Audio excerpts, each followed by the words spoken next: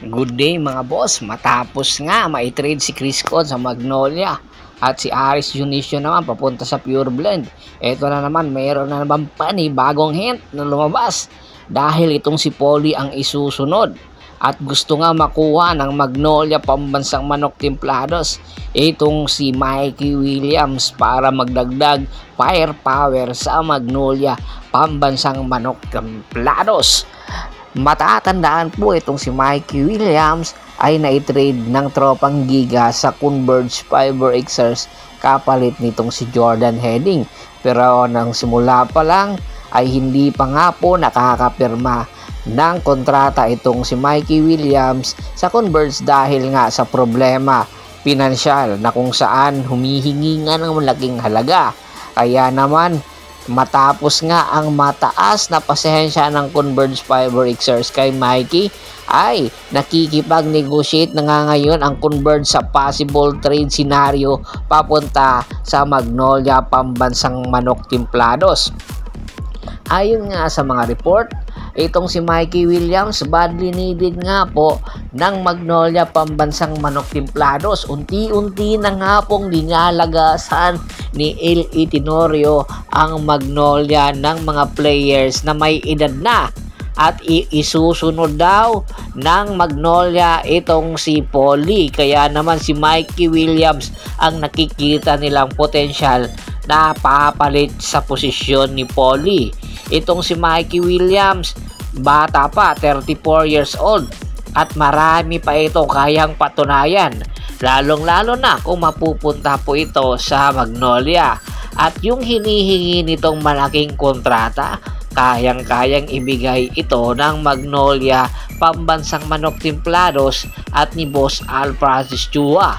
At tanging hihilingin lang ni Boss Al Francis Chua kay Mikey kumuha ng maraming kampyonato sa ilalim nitong si L.A. Tenorio.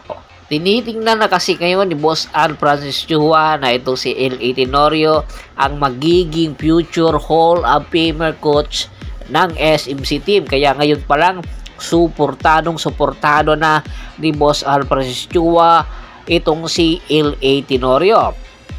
At ayon nga sa mga report, itong Magnolia, ipapadala daw itong si Polly papunta sa Converge Fiber Xers. Dahil na rin isa sa mga nakikitang problema kay Polly ni L.A. Tenorio ay nawawala na ang angas. Kaya naman gusto nga nila na itong ipadala. Pwede pa naman patunayan ni Polly kung masakali mang mapunta at maituloy niya ang kanyang serbisyo doon sa Converge ay maipapakita niya ang totoo niyang angas. Kita natin itong si Polly noong nasa rain or shine ito, talagang napakalakas ng mamang ito. Kaya netong magpuntos sa crunch time at ito nga ang hinahanap na player ng Converge Fiber Xers.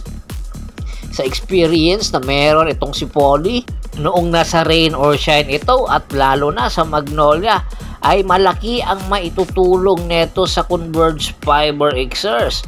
Opo, dahil ang mga batang player ng Converge Fiber Xers kayang-kayang turuan ni Polly para mas lalong lumakas ang Converge Fiber Xers. Alalahanin po ninyo, talagang nagpapalalim ng lineup ang Converge at po pwedeng tumulong dito si Polly kung sakasakali nga po magkasundo ang Converge at ang Magnolia pambansang manok timplados. It's a win-win situation sa bawat kupunan na magkakaroon ng bagong player, lalong-lalo na itong Converge Fiber Xers na hindi masyado walang masyado na makikita nating veteranong player except kay Rakal. Kaya malaking tulong itong si Polly sa Converge at ganun din itong si Mikey Williams sa Magnolia pambansang manok timplado. Sa tingin nyo ba kung matutuloy ito, sino ang panalo? Komento na sa baba ng video at pag-usapan natin yan. Once again, this is Percival Monteron at your service. Don't forget to subscribe my sports channel at don't forget to click the notification bell button para nga maging updated palagi sa kwentuhan. At bago pa natin tapusin ang ating kwentuhan, Shoutout muna tayo sa ating mga solid na followers na laging sumusuporta po sa atin. Kay Kagawad at sa kinudukusin ng Hagonoy Bulacan, Anthony Laquialon at sa Laquialon family, Edgardo Tamayo, Ian Islamer, Julius Roche, Bin Villora. Marami pong salamat sa walang sawa nyong pagsuporta.